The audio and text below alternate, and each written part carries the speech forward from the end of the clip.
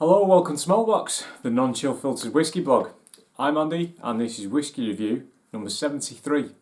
This is also part 2 of a 3-part mini-series where I look at 3 whiskies that cost me under 20 quid for your enjoyment, perusal and whatever else it is you might be doing now.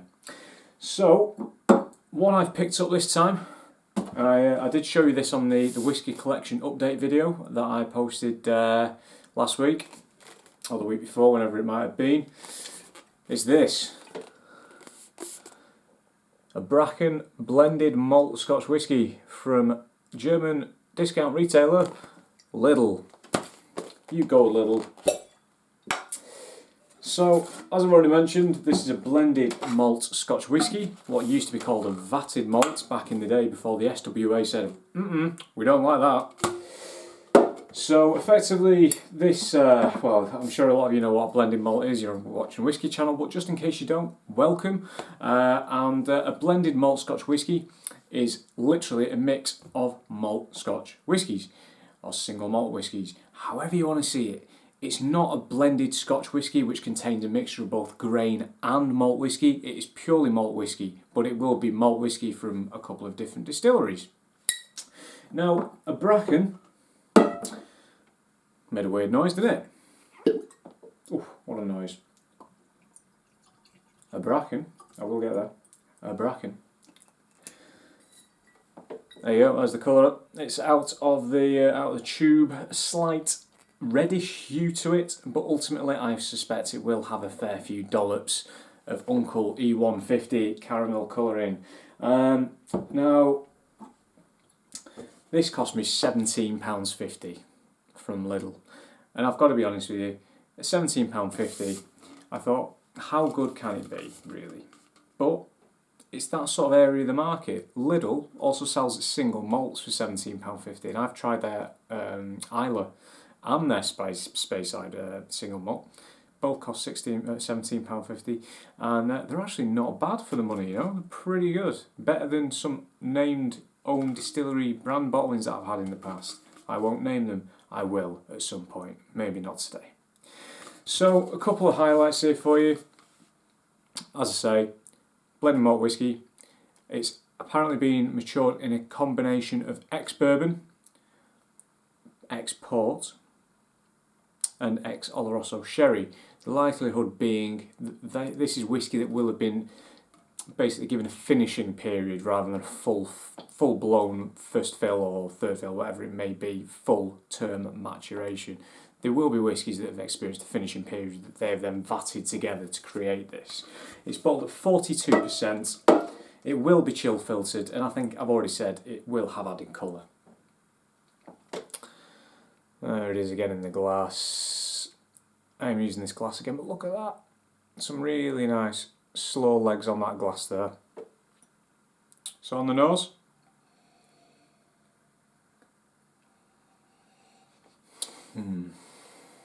It's nice, you know.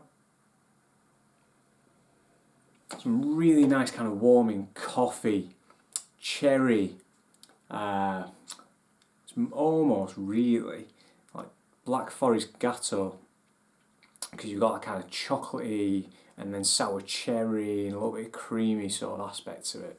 Really, really nice.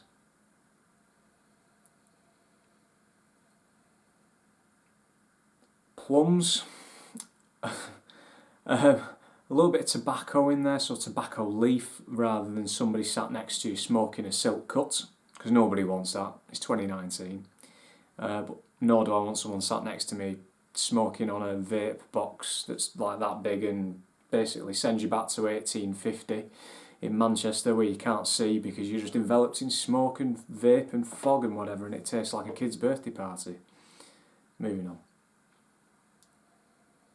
It's a really nice kind of nuttiness there, so like walnut, maybe carrot cake, you know, carrot cake. A lot going on here. I shouldn't sound so surprised, to be fair. And to some extent, I'm not.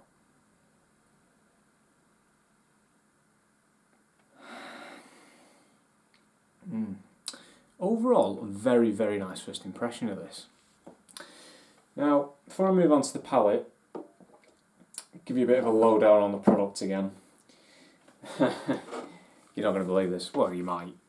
So this is actually bottled for Lidl on behalf of another company. Predictably, Lidl do not operate any distilleries, or at least not yet. And at least not at the time of this review. Might not age well post-Brexit if suddenly Lidl getting into the distillery game and, my God, can you imagine? This has actually been distilled and bottled by the Clydesdale Scotch Whisky Company. There on the bottom of the label, just underneath the barcode. You may notice that the postcode is G2 5RG, and you may recall, folks, that if you watched my last review where I covered this, the first instalment of the under 20 quid menagerie, the Glenfern Speyside, bottled for Tesco, that was also bottled by a McGregor Ross & Co, who shockingly enough resided at G2 5RG. Is that the right bit? No, it's at the bottom. Sorry, there you go. I'll tell you what, must be busy in that building. Must be sat on top of one another. So basically, it's the same company, and I'm not going to repeat myself, but basically, in the last review, I figured it was Dalmore House, ergo, basically, it's going to be distilleries that group of companies own. Watch the first review if you've not already, and that will sort of run through a few highlights. That's basically Jura, Tamnavulin, Fettercairn, etc. So, onto the palate now. One more cheeky snifter on the nose. Like coffee cream.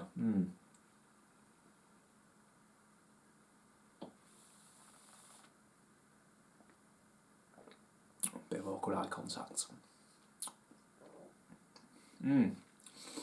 Again, that coffee's there. It is there. I'm not making it up. And I think you've kind of got some of that, maybe a bit of that port influence, because there's a load of like red berries in there. We're talking like cranberries, but like basically the dry cranberries you can find quite readily that go into cake mixes, and there is kind of that sort of like figgy, raisiny, almost the Christmas cakey notes that you do then get in sherry matured whiskies, where there is some Oloroso content here as well, which may well come from that and be derived from that. But it's a really nice sort of fusion of those sort of profiles and flavours. And do you know what? The mouthfeel is actually quite nice. It's quite oily, it's quite thick.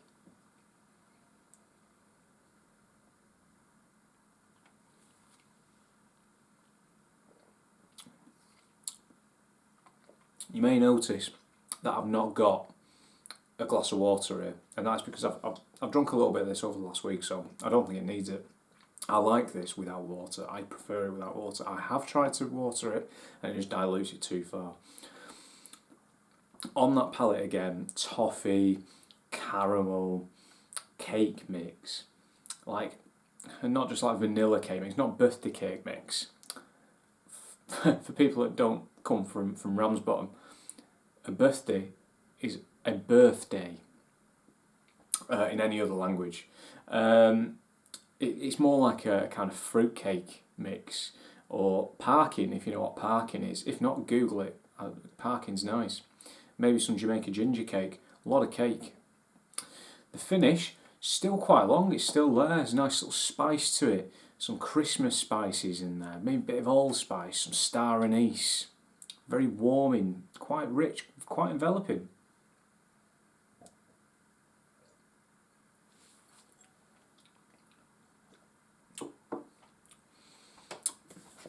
Do you know what?